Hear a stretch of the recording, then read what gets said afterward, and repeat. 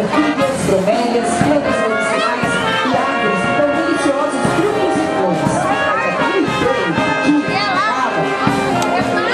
A Escola Municipal Luciano da Silva Peixoto foi fundada em 1996 na Vila Santa Bárbara.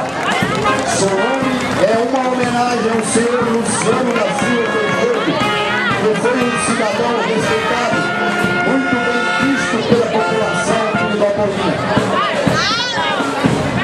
Trazem na faixa frente Escola Municipal Luciano da Silva Peixoto.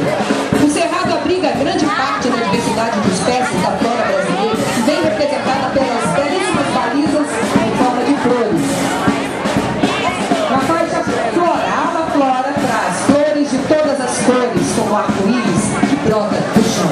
São flores que trazem suas lindas cores irradiando beleza, luz no descampado azul do Cerrado, distribuindo diversos tons no horizonte. A representação dos alunos são as cores vivas encontradas no Cerrado brasileiro.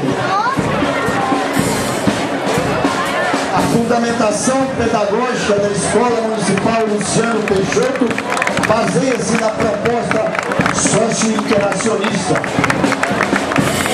Como orquídeas, bromélias, plantas medicinais e árvores que dão deliciosos frutos e flores. Com a floração das árvores, que marca o ritmo das festividades e cria um local, uma cultura local, as alunas vêm vestidas de flor poliana, típica da Serra dos Pirineus, e a delicadeza das flores das bromélias dos cerrados. Ainda tem o piqui, o acuífer, o piqui, a quaresbeira, o cajueiro, a cacariteira, o lobeira, a palmeira, a mangabeira, o jacumá, o urti, árvores típicas representadas pelos alunos com coreografias. Chama-nos a atenção a criatividade da escola de representar as árvores. Muito bonito, criança. Parabéns. Faixa Artesanato de Buriti. Buriti que se usa o tronco para fazer casas e calhas de bicas d'água, enquanto o novo libera um tipo de amido que serve de alimento.